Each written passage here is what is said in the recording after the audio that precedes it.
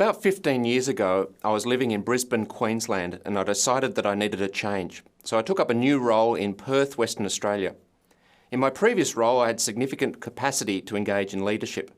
In my new role, I realised quickly that this capacity was much more limited. Why? I hadn't changed, but my surrounding context certainly had. In this presentation, we will explore how leadership is acutely sensitive to context. We will also explore how leaders may be able to manage and influence some aspects of their context in order to be at their best as leaders. By using the term context, we mean situational factors that may help or hinder leadership. Let me give you an example. In my PhD research, I studied champion-type leaders who excelled at challenging the status quo, initiating change, and promoting more sustainable ways of managing water in Australian water agencies.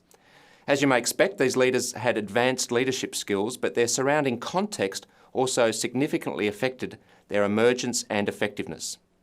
Some of the contextual factors that helped them included whether they had support from political or executive leaders with position power, environmental factors such as droughts and floods which provided strong drivers for change, the resources they had available for projects, and the culture within their organisation.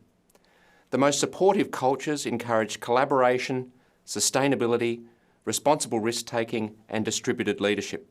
So how does context impact leadership?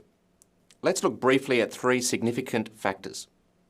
The first is the nature of the change process and the forms of leadership that emerge.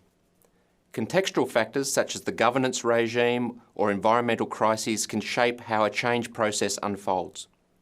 For example, a development project in one location may involve a change process that is dominated by top-down, formal leadership involving leaders with authority. In another location, the change process might be dominated by bottom-up, informal leadership involving local stakeholders with relatively little authority. The second factor is the nature of leadership roles that emerge as the change process evolves. Research by Dr. Matt Andrews from the Harvard Kennedy School and his colleagues has highlighted that development-related change processes typically involve many people playing different leadership roles. The number and nature of these roles varies from place to place due to a wide variety of interacting contextual factors. The third factor relates to leadership styles that are used by leaders. A leadership style is a set of complementary leadership behaviours.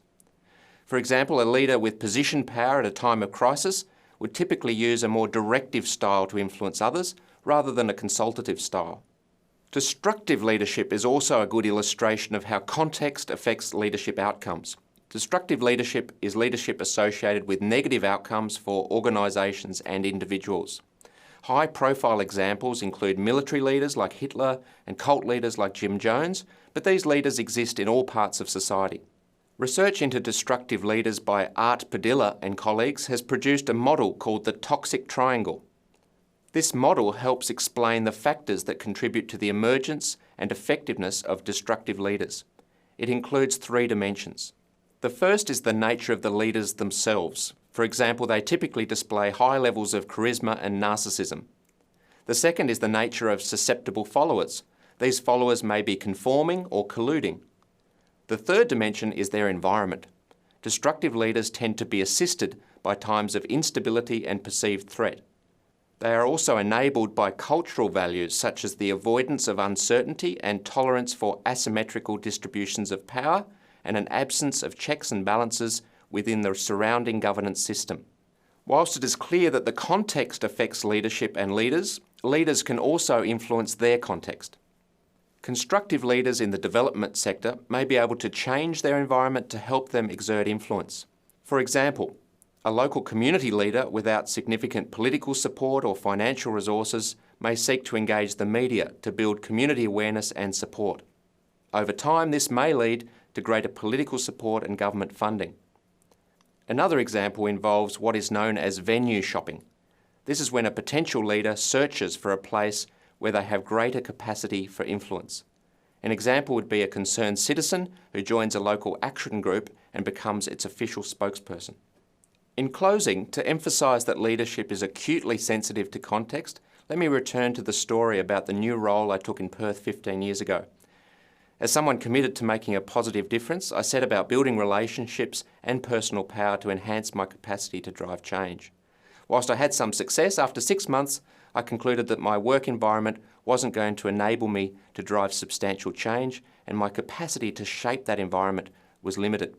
So I moved to a new role with the enabling factors I was looking for.